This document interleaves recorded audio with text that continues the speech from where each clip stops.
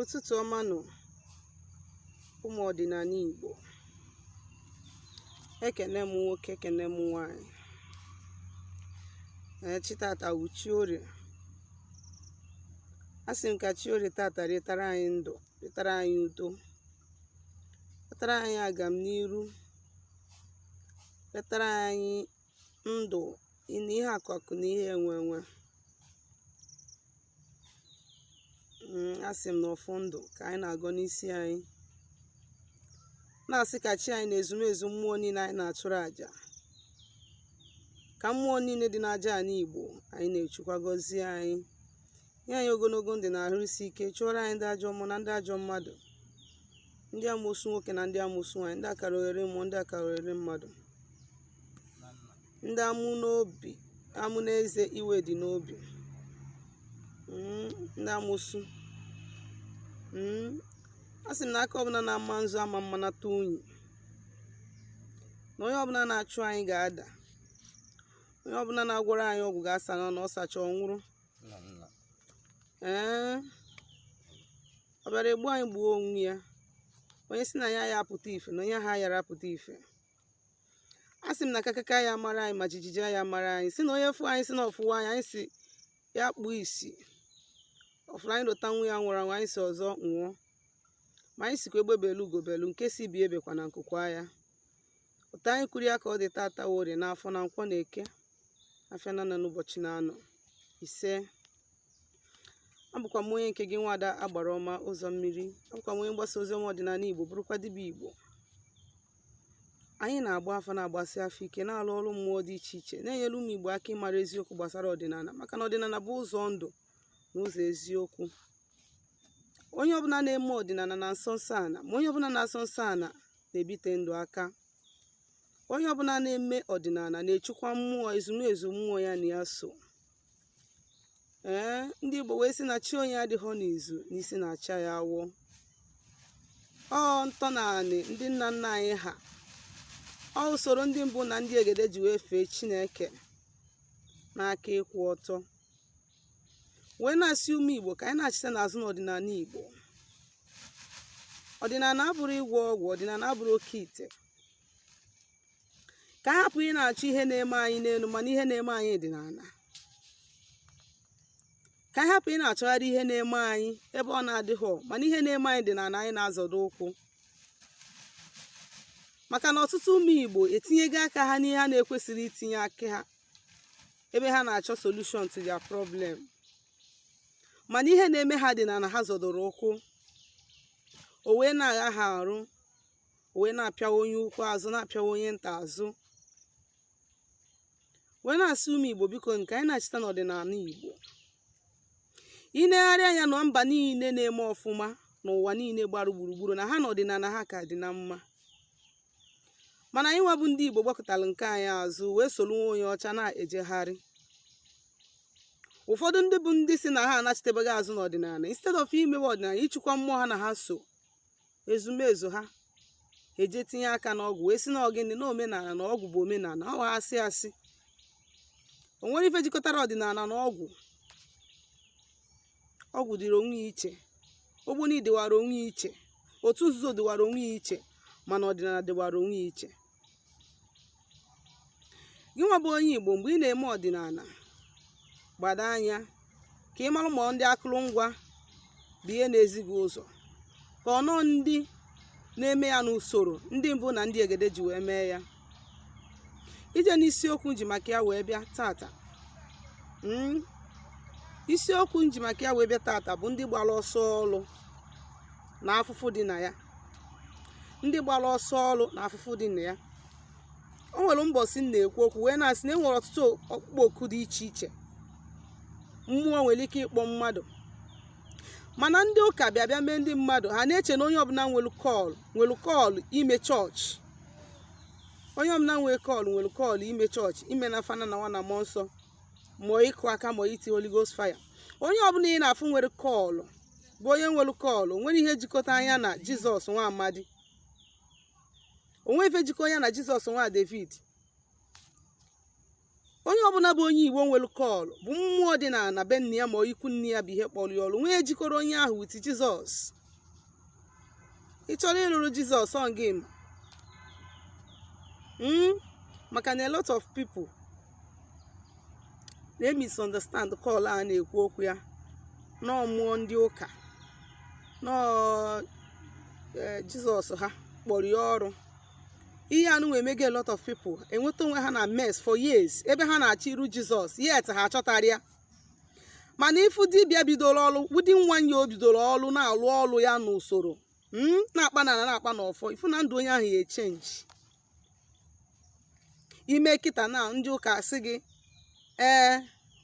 na ose n'igwe dị narụ na ụzọ esi eje n'igwe dị narụ na ekwensu na onye ekwensu na-abịa ọsịsọ na weta isi bịa were isi na ị nọrọ na chọọchị na ị ata afụ mana ị eri uru ya n'eluigwe yet your pastor is driving is using a private jet, yet your pastor na-anya the highest and the most expensive car, yet your pastor be na the most expensive house, yet your pastor kpụrụ security wee gbuo onwe ya gburugburu. Mana gị nwa bụ onye Igbo kwetara na Jizọs ị makwa ihe pastor gị na-eme ụzọ ya ji wee na-aga. A lot of ndị kpọrọ onwe ha ministers of Jesus anọgidego ebe ahụ wee fụ na nke bụ eziokwu there is no power in that fucking name. A lot of them indirectly sizi na azụ na-echukwa mmụọ ha na ha so, but they will not come out to tell you that this is what they are doing. Apụta na-edeceive in the name of Jesus. So ma eje banya n'ogbo onye ebe ha na-achọ ka manifest wa powers. Mana ọ bụ na ibido kpa na akpa na ọfọ mgbe ọrụ malụ gị ọ dịrị gị izi. Nke mbụ na onye ọbụla na-abịa be gị bịa gbuo afa ma ọ ka ịbịa n'elu ihe ya eweta n'ile ọjị wota mmanya wota ego. Nke ahụ bụ iwu. Olesi mana gị nwa chọrọ ka imenyere onye ahụ ịghọtago. Mana ọ bụrụ nnọọ dị nọmatị onye ahụ ga-eweta ọjị weta mmanya weta ego iwe nne n'elu ya ozi wee kpọkọọ mmụọ gị na ha so wee present those things to them. Ha wee mee gịnị? Ha wee bịa wee gwa gị okwu gbasara that person. Mana ndị ụka say that freely you receive and freely you shall give out. O nwere ihe ọbụla, o nwere onyinye amara ọbụla mmadụ nwetara n'ụwa nwetara free, because before ibido onyinye amara gị bido manifest wa ịchụga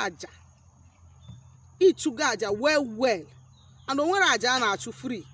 Aja bụ ihe wepụrụ gị ihe na-arụ iwee mee nya ka ụzọ nwe ike ga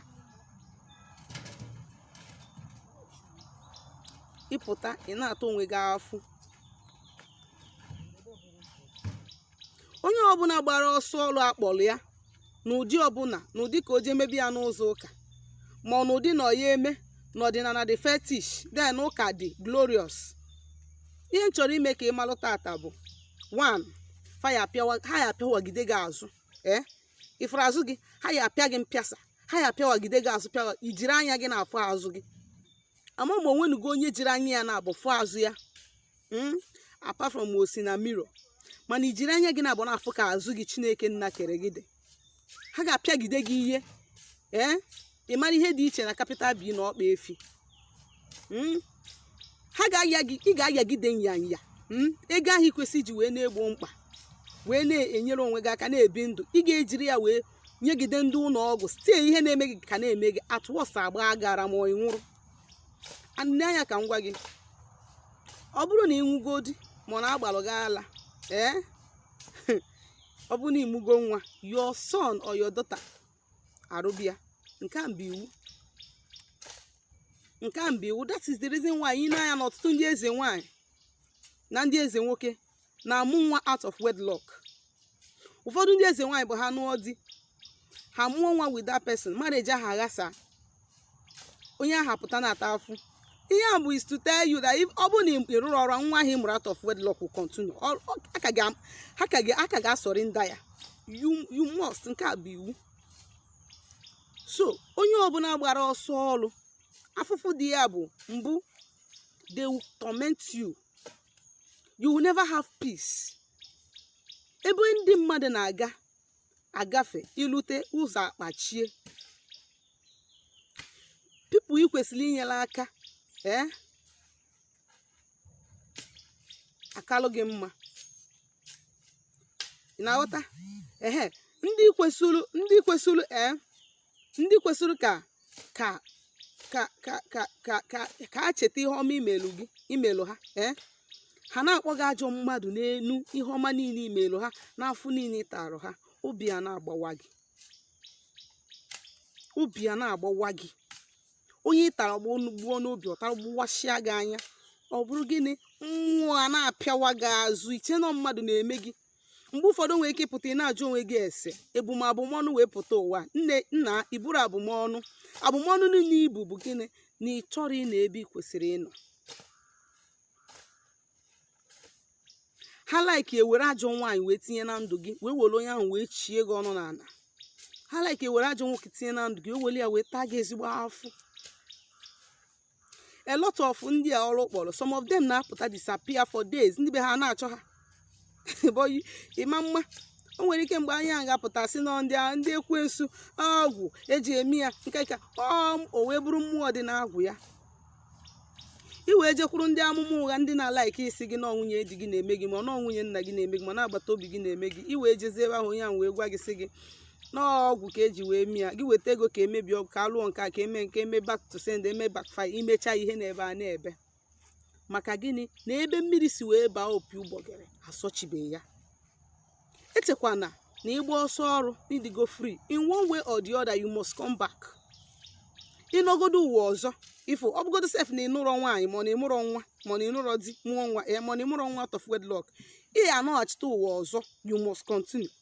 And mara na ndị Igbo na-anụ ụwa ugboro 7.